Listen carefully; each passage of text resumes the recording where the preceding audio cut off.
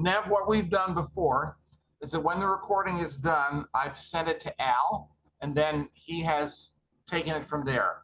So I'll send it to you at this point, and you can take it from there. Sounds good. Do we put it up on the groups.io or on the webpage? I know it's there in both, It right? goes on the YouTube channel. YouTube channel. Yeah, got it. Okay. Yeah, we will probably have to coordinate, shifting the login to you, but we can do that.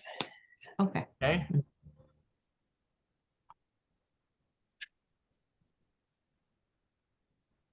Ooh, someone's at the door. It's great. We have a good turnout. That's wonderful. Good. I see Mark. Hello. Hi, I'm in the kitchen, so I'll be moving around. No worries. Susan's here. Well, I can see I'm going to start Jennifer. before Wow. we're Awesome. done here. Francis, I see. Casey, I don't know KCF who that is, but I'm gonna go and mute and turn over to Gary. Welcome, everybody. Hi. Nev, usually we start with the president giving a report or wanting to talk about something, and then we turn it over to me for Crimecraft. Okay, well, we have a new team, and as you can see, I'm learning the ropes here, so welcome to everybody. We have a fun program planned. Gary's team is, chugging along. They already know what they want to do. We've got lovely programming. We have finally, it looks like we're very close to finalizing a location in Manhattan. So fingers crossed, I'm hoping to have that announcement soon. We have to lock in the dates, which is why I'm still holding back. But finally, we looked high and low. Al knows how much we hunted. And Hal, our new vice president, who's traveling right now, he was part of this. Jenna was part of this. So we've had quite a number of people helping with finding a location in Manhattan. Fingers crossed on it. Everything else is tickety-boo here. We've got a wonderful team. I am so excited. We have so much talent on this team, and not just writing talent, okay? These are amazing, talented folks putting together graphics. Mark, where did he go? Anyway, Mark, wonderful, quick turnaround, and folks just coming, volunteering. So we pull them into committees and carve out the work as much as possible. Doug is here. Hello, hello. We're going to have a new newsletter soon. So many exciting, fun things. And like I said, everybody's, if you want to do something, email me, come talk to me. I'll find something for you to do. And we have a lovely plan for this year. So we're just building on all the good stuff that Al and Erica have done. And now we have like critical mass. So it's cool. Okay, I think that's it for me. Gary, all yours. Okay. Critical mass is important. Because how do we function? How do we do what we're supposed to do? What we're probably put on earth to do. At this point, I don't see child faces out here. So you've come to mystery writing at a point where yeah, this is what I'm supposed to do. Or you come to writing at that point, and you may do other things than mysteries. But these Crimecraft chats are for the advantage of the membership, so we can kick around ideas and go from there. We've had some wonderful discussions, some funny things and so forth over the last year and a half. We had not done a program specifically on what we're going to talk about tonight. Usually we're talking about some aspect of the 6th commandment, thou shalt not kill. But tonight we're going to talk about the 8th commandment, thou shalt not steal. What are we going to talk about with that? Well, we had a meeting a couple months ago, and someone said, when I rent a car, I see the trunk and I say, hey, that could hold 2 bodies. Who thinks like that? And I think I said people like us. And tonight we're going to take that same sense of non-felonious felonies, the felonies in the mind, and go from there. But let's talk about stealing. Let's talk about theft as a means of writing a story. We have tons and tons of novels and movies that are essentially heist movies. It's its own subgenre of thrillers, its own subgenre of novels. We have classic novels like Donald Westlake's The Hot Rock, and we have classic films like Top Copy and the Thomas Crown Affair. So, what should we steal, and why, and how do we do it? Now, before you answer, I don't want to get political, but later we're going to talk about, in one of the other sessions, how to steal an election. And it's going to be an exercise in creative thinking, not just for elections, but how writers, and I do believe this, when 9/11 happened, I saw lots and lots of politicians and newscasters clutching their pearls and saying, planes as a weapon, who'd have thought of that? I'm thinking, have you never read Tom Clancy or Ian Fleming? Did you not see the movie, I forget the name of the movie, with Kurt Russell and Halle Berry, when a plane was being used as a bioweapon, executive action.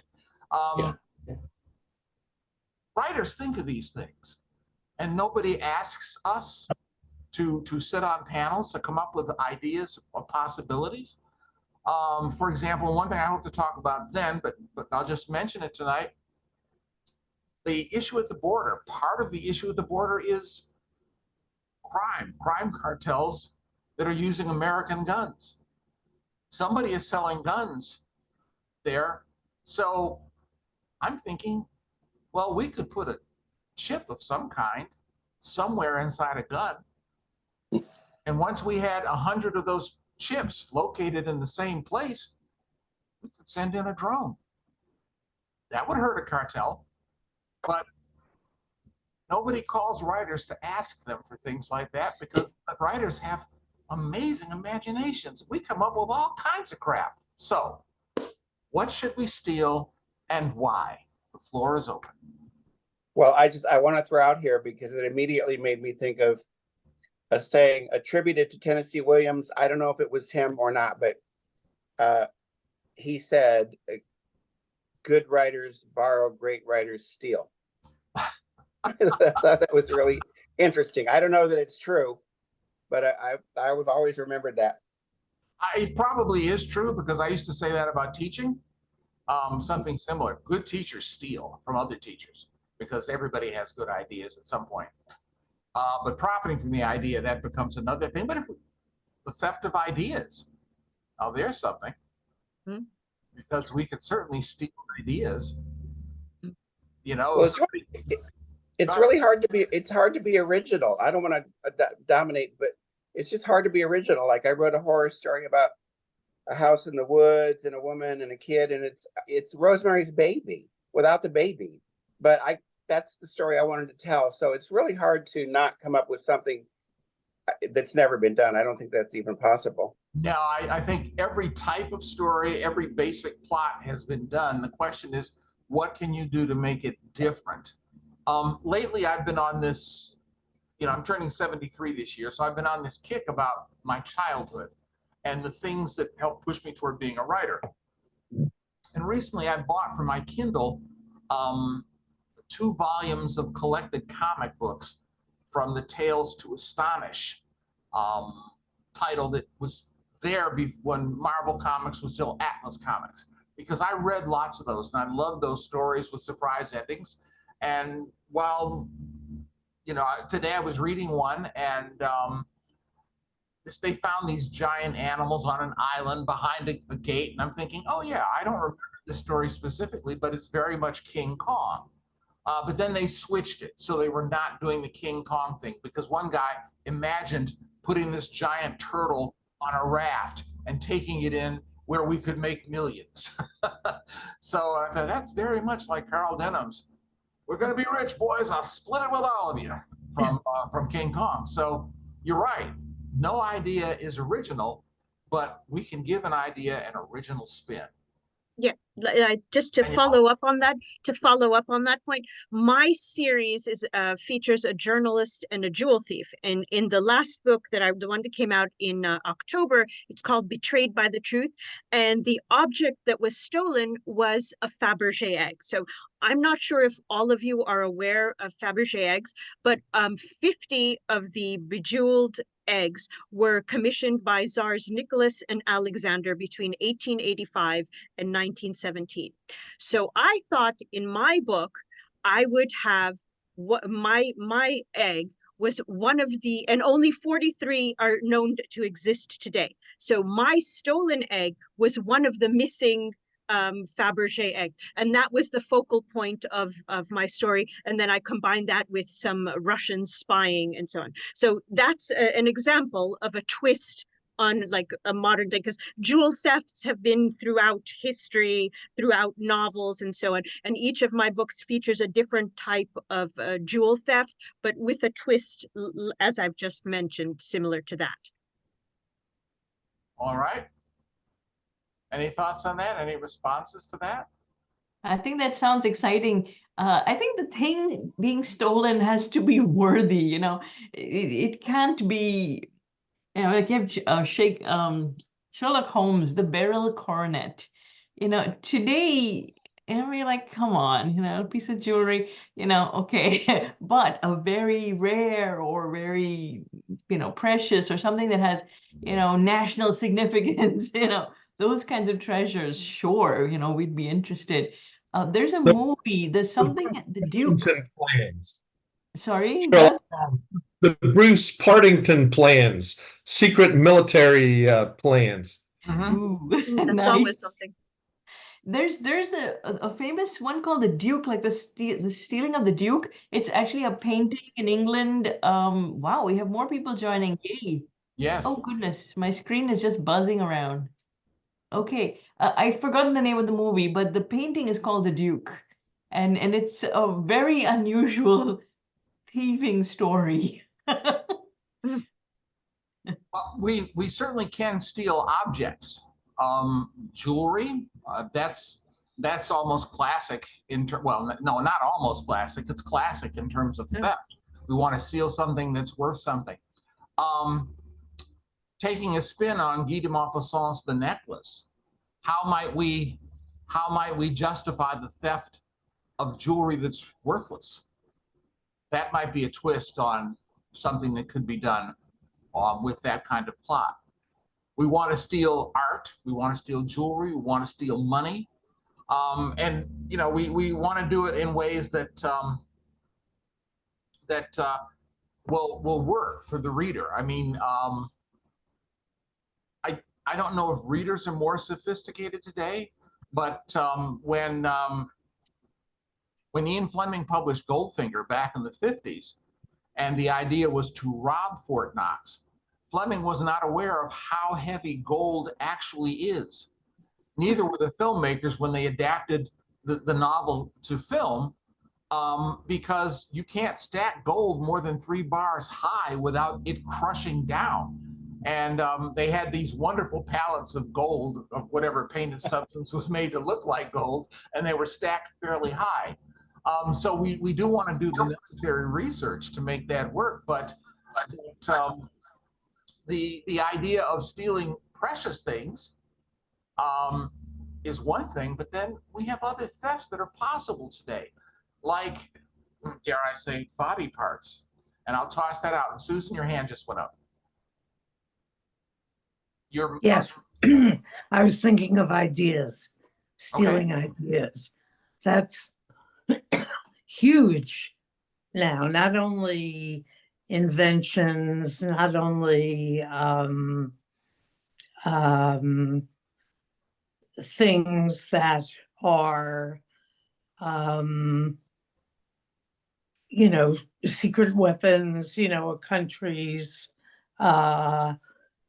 but stealing personal information, stealing identities.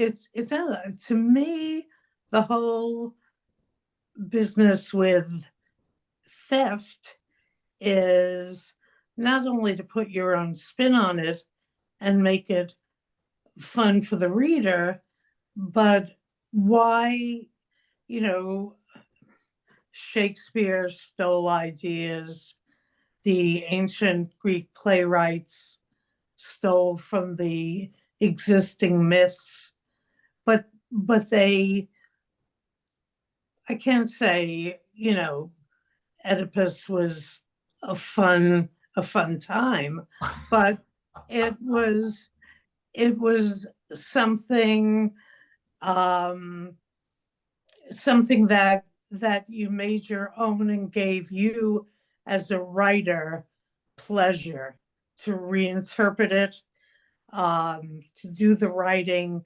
and to make it relevant. Because if you have one of the things Rachel Maddow's recent books have pointed out is that there's what's happening now has this whole move toward fascism, toward the cult of personality, etc., has happened before in our history.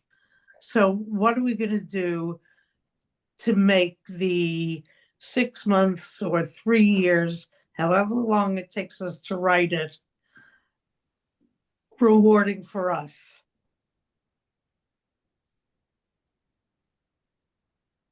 There's a question.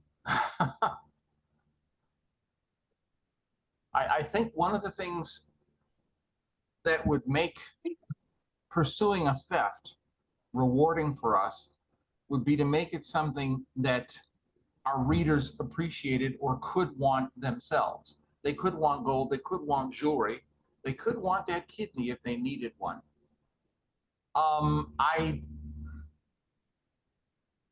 Another thing we've not talked about is stealing hearts, because there's a lot of motivation for that. And we can do it in rom-coms, we can do it in serious thrillers, where one person has his or her sights set on another and goes after that person regardless of relationship status. And that becomes a theft. And then a twist on that with stealing a heart. You could steal, as part of a larger con, you steal someone's heart to ultimately steal their fortune or some other object that is the desire. And that could be a secondary threat, or the theft, or the ultimate theft with the stealing of the heart as the prelude. Okay. There's also stealing identity. Yes. That's a big one. That's a very big one these days. We had a talk on cybercrime last year, it was, or I forget. We've been doing these for a while. But interestingly enough, about an hour before we had the session, I talked with one of my grandchildren in Florida, and he got all A's on his report card. And he said, "Can we have pizza tonight, Grandpa?" I said, "Sure." So I contacted the Domino's near them and used my credit card to buy a couple pizzas for the family. While we were having the cyber crime meeting, somebody used my credit card. Now, for those of you who don't know, I'm in Buffalo, but somebody used my credit card to buy something worth $1,800 in San Francisco at the same time. And so I will not use that pizza parlor anymore because for some reason there's a thief out there. But stealing identity is a big one, because there was a short story, and I forget who wrote it, but it was done on Hitchcock Presents, The Case of M. Pelham, if anyone remembers that. And essentially Tom Ewell was in the episode, and he played a man of very particular habits, and he kept showing up places where people were saying, "But you were here already. You got this money. You did this thing. You had this food." And someone was trying to be him. And he decided he was going to catch that person by wearing a tie that was not at all his style. It was loud and flashy. And then he showed up at his house, and the butler answered the door and said, "Mr. Pelham, that imposter you were talking about is here." Mr. Pella would never wear a tie like that and slam the door in his face. So this guy actually stole his life. So that's a possibility. How would you steal one's life? What would you want from somebody's life? Checking the waiting room again because people keep coming. Okay, it's clear for the moment. Anyone care to add something? Gary, I thought Vicky? where you were going to go with this was the whole problem that we have right now of, for writers especially, of plagiarism and people stealing your identity as a writer and then putting together some kind of crappy book and putting your name on it. So your goodwill and your reputation is assigned to this book. This happened to Jane Friedman. And you know that with AI, I've toyed around with it a little bit for a newsletter I do and asked it to produce the opening paragraphs of a story by Raymond Chandler or Cormac McCarthy, whatever it might be. And it's really, you know, there's a lot there that for writers to worry about. And that is theft. And when you're talking about intellectual property, I thought that's where that was going to go. It could certainly go there. Al, I'll call you in just a second. If you're looking at AI, that's a whole new circumstance that could turn into something that is thievery. Because I went to ChatGPT playing with it several months ago, and I asked you to write a story in my style, and it tried to imitate my sentence structure. It wasn't a very good story, but it tried to imitate my sentence structure. And I was kind of shocked that it did that. I thought, this is really kind of creepy. But then I asked it for a biography, and it got some of my book titles and plays correct. And then it made up stuff. And I didn't realize until we were at the library last May for CrimeCon. And we had an AI expert talk that AI hallucinates. It makes stuff up. It changed my birth date from 1951 to 1948. And it listed several of my titles, and it Going listed. the wrong direction. Pardon?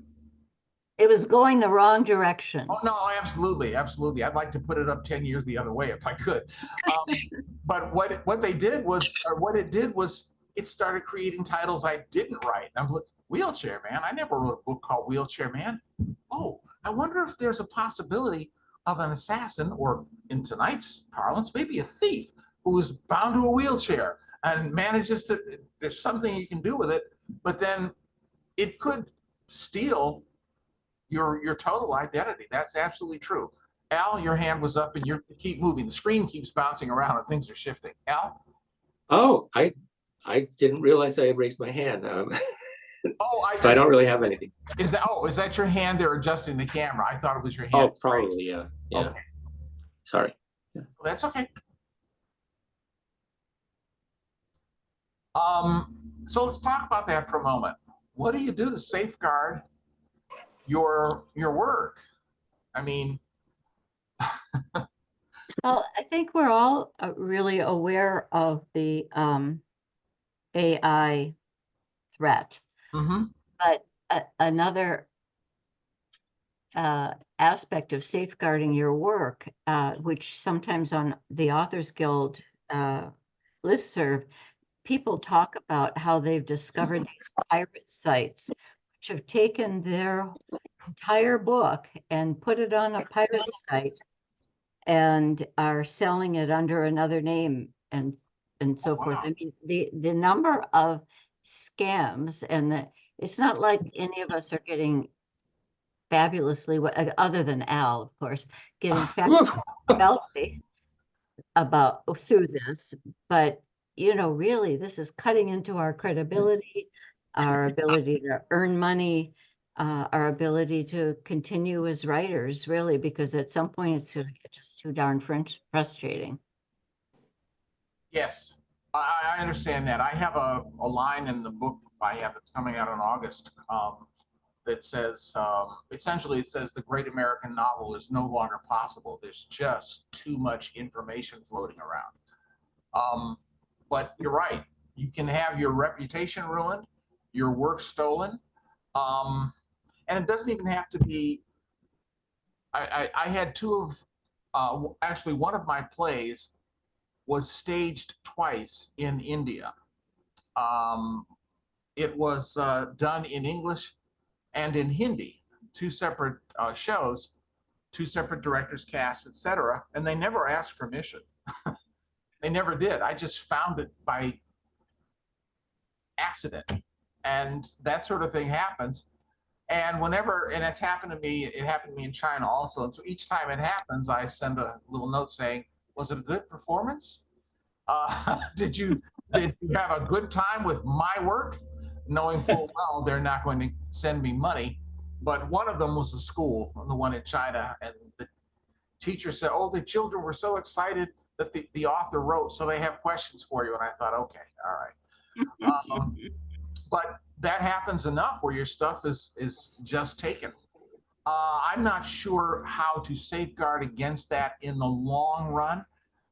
We can file complaints. I mean, if I filed a copyright complaint with India, I do think India is a signatory to international copyright, but there may be an exception for schools. And at least one of those productions was a college production, so they could claim schools. And the Chinese thing was an international school production with a variety of children who were in the vicinity of 10, 12 years old. And it would probably cost more to go after them. But if somebody makes a lot of money on what you're doing, then it doesn't matter the cost. Definitely go after them. Definitely go after them. Do you, questions, is anyone aware of a policy that the Writers Guild has, which is to register not only screenplays, but treatments? Yes. And is it just, I mean, there's so much coming, so much fiction coming now, not only from, you know, through self-publishing and the traditional means, but is there a way we could register it, send it to them, it's under seal, so at least you have some proof?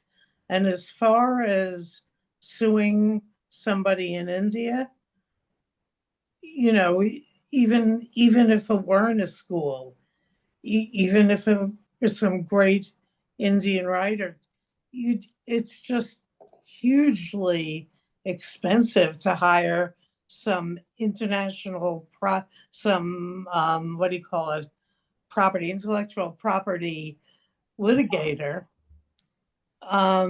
Could be a It great just, story, though. oh, it could be a great story, but you know, it would ultimately, with me, evolve into a homicide. So there you go. All right. Marjorie, your mute is on. Go there. Okay. I was just wondering, how about if I didn't write prose or novel, if I was writing a TV script and trying to sell that, would that be less apt to be stolen in some way than? Never having sold a TV script, I couldn't answer that, but somebody here may have and might have a response to that.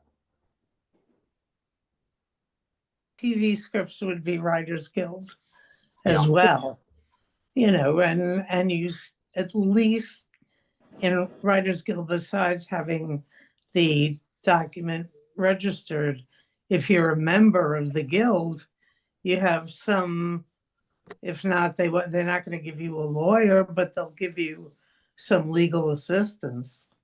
So, there's a shot. But so TV is no more protected than film, feature. Writers Guild will also register stage plays because I've used them for stage plays. Agreed, absolutely. And actually, copyright. I was on the website for the U.S. Copyright Office, and you can copyright 10 things at once. So for the same price, you do a bundle, and then it's easier on you than doing, $45 each time. So it's good just to get those. Sometimes I feel like, oh, this is just stuff that certificates that are sitting here, and may never need them. But if you do have to eventually prove something about ownership, having that is really, really important. And frankly, people will settle if you have proof that you had this idea and you can show, okay, you guys made XYZ series out of it, they'll probably settle with you and just get rid of you rather than having a lawsuit. Just in terms of having a lawsuit in India, forget about it. There is no time constraint on lawsuits in India. None. So your grandchildren, if they are very persistent, may end up, traveling to India and having a great time. But I doubt that anybody will ever win a lawsuit that way. So forget about that. They'll get the $500 you might have gotten. Yeah, $505. But never mind that.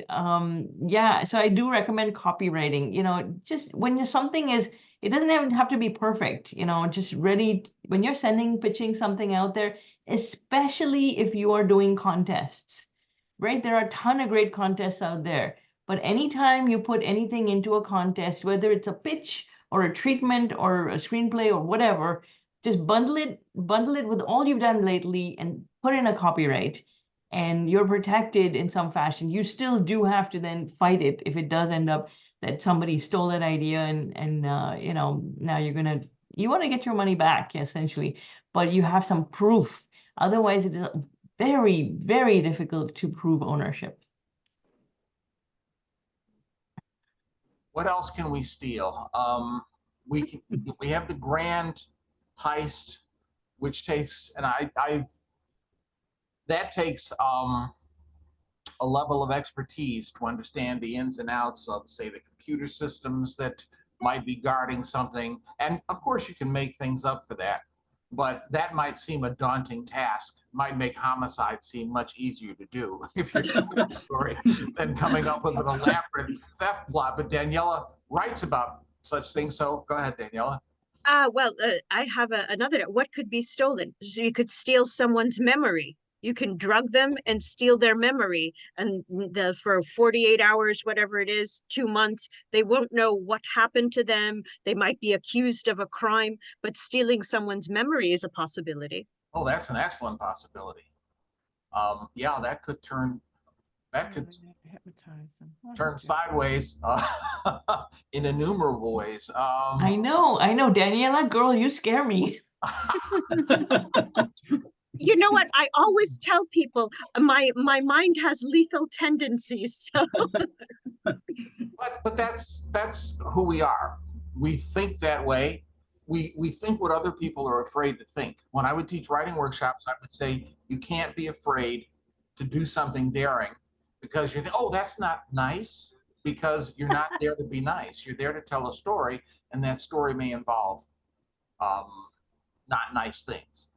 Well, exactly on that point. Being not nice raises so many possibilities for plot twists, a turn in the story, bringing in a new character. So not nice is very good for us.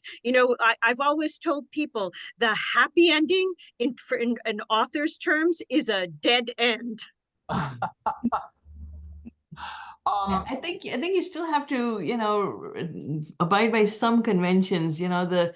It's great to write to the fear, write to the pain, confront these things, expose them. I mean, my God, what would happen if somebody stole your identity and then you are being accused of being an undocumented alien now? So that terrifies me. but right to the pain, sure. But I think readers do expect some resolution, Yeah, things have to work out. Maybe not in the way they thought they would, but yeah, there's no, an expectation. One to thing Nev's sorry. great potential is more in the cryptocurrency stealing area because people think they understand it, but I don't think they really understand it. So it could be pretty easy to fool people with an extravagant scheme. Well, that brings to mind the con artist. Whether you're dealing with Melville's A Confidence Man, which is bizarrely multi-layered, or you're dealing with your basic grifter, creating the thief could be wonderful. I mean, that could be such an interesting character to develop. First thing I remember stealing was a chestnut from the back table in my second grade class. I didn't realize when I got away with it that it was going to put me on this path. I mean, and suddenly you've got a character who can move all kinds of ways. And then, well, I did want to say something about resolutions because, as I said, I've been digging into my childhood and how I got to be who I am, thinking about things. And I ordered a DVD that had my favorite ever episode of Gunsmoke. My mother used to watch. It was called No Hands. And does anybody know that script before? No. Well, some really awful, awful people are there, and they're kind of terrorizing Dodge City. And they ultimately hurt this little man who would hurt no one. He's somebody everybody loves. But when he's hurt, he leaves town because he can no longer, having lost a hand, he can no longer, because they stomped on it and gangrene set in, he can no longer work as a woodcutter. So he decides to be a peddler. And when he's leaving, the guy from the general store says, "Here, have some Widow Webb's sausages." And he passes up 3 apothecary jars full of pork sausage. And ultimately, he's found sick. And the guy who finds him is one of the sons of the horrible person who was messing things up inside Dodge City, and that son never came in. So essentially, he takes the guy's sausages and goes, and ultimately, you finally realize by the end that what's making people sick is the sausages. And then you see the horrible father and his 3 surviving sons at the very end eating these sausages and trying to figure out who can get the most. And the sons are eating, the father is putting more in his pocket, going, "One for you, one for you, one for you." And he's doing that, and you realize they're all going to die. That's a theft with a resolution that is thoroughly satisfying for the person following the story. Gary, as a follow-up to what you said and what Nev said, I think readers are captivated by the crime, but in the end, they demand justice, because in a safe and ordered world, you Yes. need justice so that that safe and ordered world can continue. Otherwise, you have chaos. Yes. Yes. I mean, that's the thing now with social media has given us this idea that what happens, we have no evidence for anything. We are fast becoming an evidence-free environment or an evidence-free culture, because people can make any claim they want about anything, which leads me to another theft possibility. Not just stealing someone's identity, but stealing somebody's social media identity and getting that person in all kinds of trouble. That's a possibility that could be delicious to explore. If you think about some of your social media interactions and people you would say, if you were here, I would hang you from my closet door, but you're not here. So what can I do? That might be something to think about as well. Not just identity, but taking the identity, not because you want to use it, but because you want to destroy someone with it. Well, we know that that can happen. Social media, people have made tiny mistakes, really, or foolish mistakes, and had their whole lives destroyed. So yeah, that is a particularly nefarious way to ruin someone's life, to destroy someone's life, and it may be really hard to track. Because as you pointed out, the digital world is this whole new space that I don't think is thoroughly policed.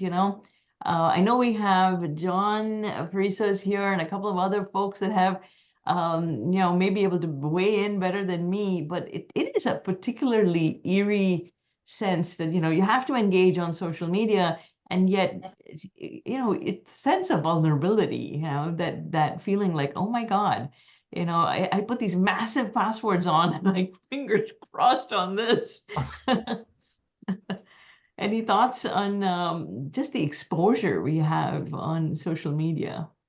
Nev, was the question if you say something on social media, is it being looked at? Was that the question? Well, maybe it's more of I feel very vulnerable on social media. Like how do you protect yourself from being hacked? Or I mean, if you were hacked, what the heck do you do about that? Well, there'll still be an investigation. Unfortunately, you will have to prove that's not you. But I'm sure a lot of the criminals will say it's not them. So if someone hacks someone else's account, I never had a case like this, but I could tell you if someone hacks someone else's account and does something very bad, that person's got a problem because they got to prove that's not them. So yeah, they got to prove that's not them. That feels vaguely Which I don't think Hitchcockian, that's hard to prove. It's not them, but who wants to be accused of something? No, I don't think anybody wants that. Yeah. No, because then that stigma follows you, even if it says, "Oh no, that wasn't," but still, in the back of the mind, people will have doubts. Yes. It'll be a crime for the person who did it because it's a retaliation, and it'll be an aggravated harassment at the very least. I'm sure that has happened. I'm sure in the dating world, it's happened. Yes. Yeah. And I want to introduce this idea that frequently some of these traceless, strike from a distance crimes can be cause for an actual crime, for a physical crime, For example, girls, mistakenly sexting something over, and then suddenly the whole school knows about it, and then their, lives are destroyed and whatnot. There was I think, 13 Reasons Why was a very chilling young adult series that ran on, right? Wasn't it? Wasn't that the basis of her life was destroyed because somebody exposed photographs that she hadn't intended to share, and then, the girl commits suicide essentially and takes, I'm spoiling this whole thing for you if you're going to watch this, but 13 Reasons Why she committed suicide. I mean, we know right in the beginning she did commit suicide.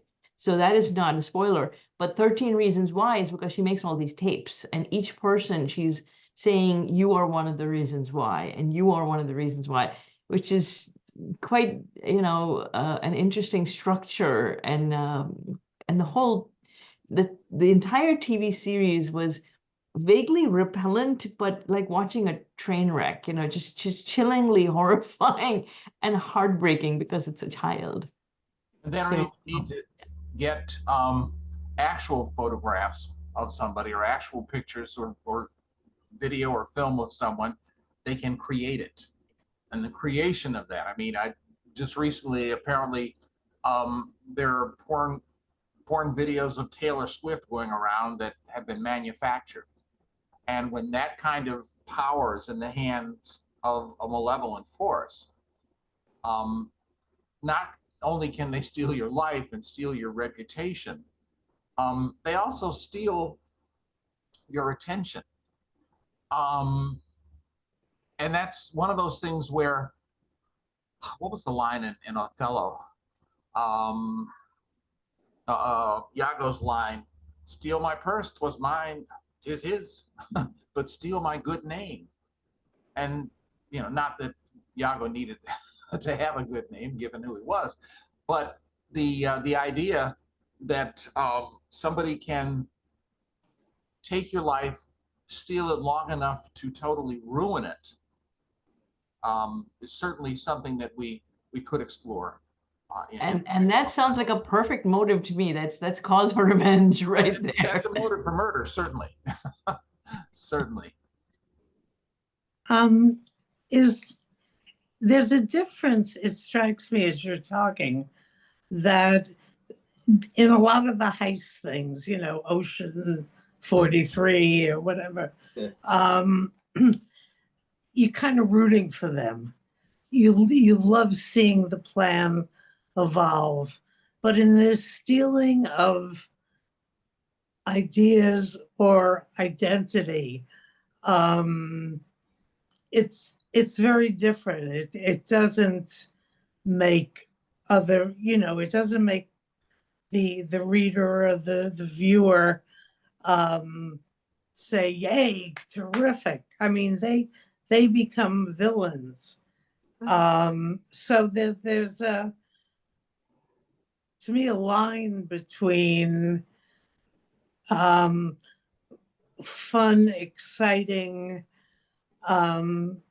still illegal thievery, and taking something amorphous, like an idea. Yeah, no, I think to follow up on that point, I think because it strikes too close to home, it's too personal, and that's frightening for people to, a frightening concept for people to be open to. Once again, though, I think it comes down to the characters involved. Because if your thief, I mean, you talk about the Ocean's 11 movies, the recent ones. If you saw the original with the Rat Pack was cool. So people followed along with what the Rat Pack was doing, and that had a terrific ending. If you've never seen the original Ocean's 11, I won't spoil it for you. Watch it with the Rat Pack. It's a terrific ending. But sometimes, you know, it depends on why something is being done, even the most heinous thing. If there's a why that might cause someone in the readership to identify with the character, then you might be able to pull it off. We haven't talked about kidnapping, which is theft of a person. And I'll say that my better half's best friend was born in Russia. And we had them over for dinner the other night. Because for years I've wanted her to watch Ruthless People, which she had never seen. And I said, I think you will like this movie. And so we put on Ruthless People, and she was laughing. I mean, because the characters were people you could love to hate or hate to love. Or in the case of the kidnappers, they were such milquetoast, such genial people who had a solid motive for the kidnapping. And Bette Midler as the kidnapping victim was hilarious. So it depends again on the characters and how the characters reach out and touch the reader, the viewer, the playgoer, which is something I've had in classes when we've talked about literature. Stories are always about people. Even when there are no people in the stories, like Ray Bradbury's short story, There Will Come Soft Rains, which is about a smart house, before they were called smart houses, that is functioning after a nuclear war has killed everyone. The house is, the little robot mice are cleaning up, the house is still working. That is really about the people who would engineer their own destruction. And so, again, stories are always about people. So who are the people who are doing this? If they're cold-blooded, then, oh, we're going to love to hate them, and that's fine. If they're charming, you know, either version of the Thomas Crown affair, Steve McQueen is charming in one way, Pierce Brosnan is charming in another, and neither one of them needs to steal to survive. It becomes a challenge, and we find ourselves cheering for them just because maybe we want to be like them. I don't know.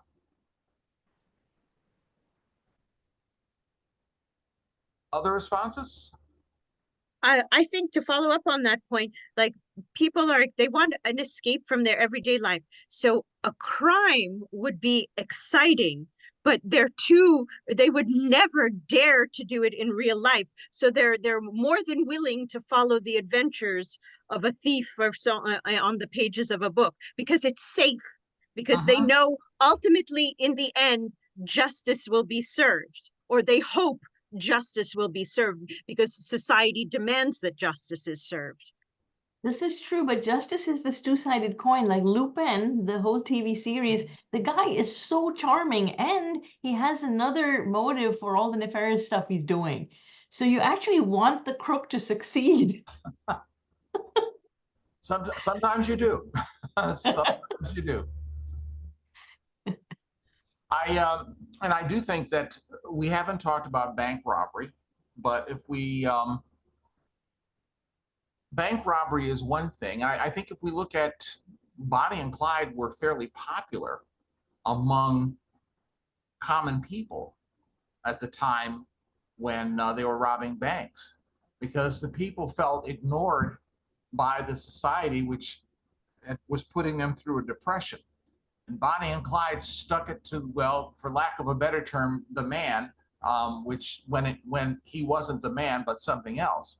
And so they were popular in the same way that Caligula was popular with the rabble of Rome, not with the nobles. Elite. But when they ran out of people to feed to the lions one day, Caligula had the first row of nobles thrown into the Colosseum with the lions, and the crowd loved it. So again, it's who the person is. But if we deal with bank robbery, when you're breaking into a bank, you're trying to take something, that's different.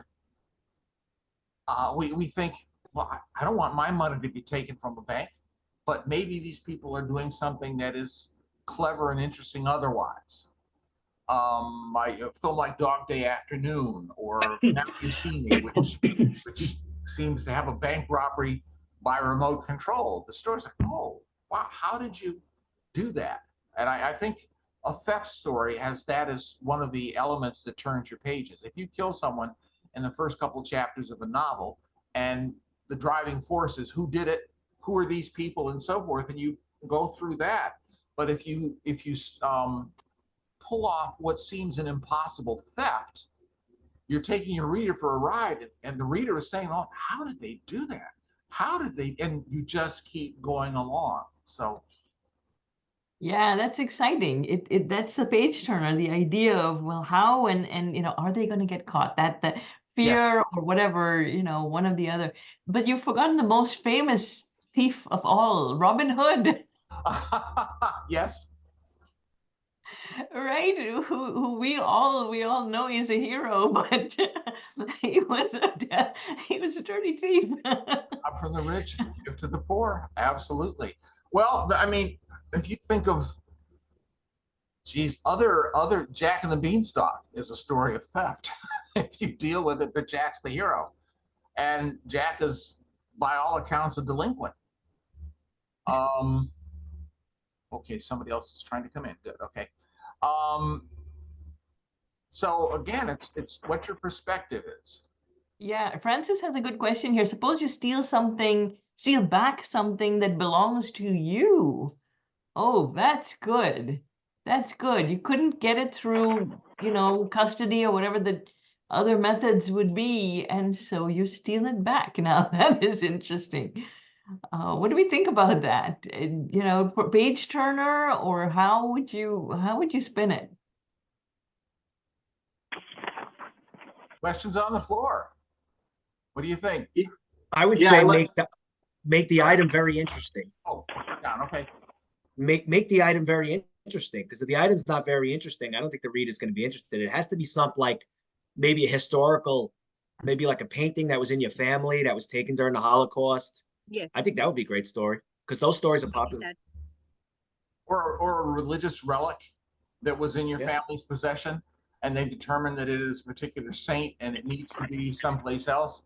Getting that back might, and replacing it with chicken bones or something, that could be a nice humorous spin on something like that. Paul, And sorry, and related to that, the person who's doing the stealing of what was the property owed to them, you have to try and make that character sympathetic so that the reader roots for that character. It's like, yes, you deserve to get that back. That was yours. It was wrong that it was stolen. So to have the reader rooting for the character, it's like, yes, of course. That it goes without saying that so and so needs to steal it back. what about Go ahead. what about a book that has the same item stolen over several hundred years by, there probably has been a book to that effect with that plot, and I haven't read it, but the same item is stolen over a period of, say, 200 or 300 years by different people for different reasons. And I mean, if it might be a spin on, say, the monkey's paw, if it's a cursed item, it could damage every thief who takes it. And you come near it and it says, "Take me, I'm yours." And people who wouldn't steal suddenly feel the urge and do it, and so forth. That might be a way to do it. Or we could look at, I had mentioned, we could perhaps talk about pickpockets, and we haven't. Picking a pocket is a very specific skill. So a pickpocket who just takes things from people and gets the wrong thing, whether it's a computer chip or a flash drive or something with nuclear codes, or something that reveals something of his past, that could be an interesting story as well. It is 6:56. Ooh. And we usually wrap up at 7. So I'm going to open it up if you have any comments or anything you'd like to talk about at this particular moment. Anyone?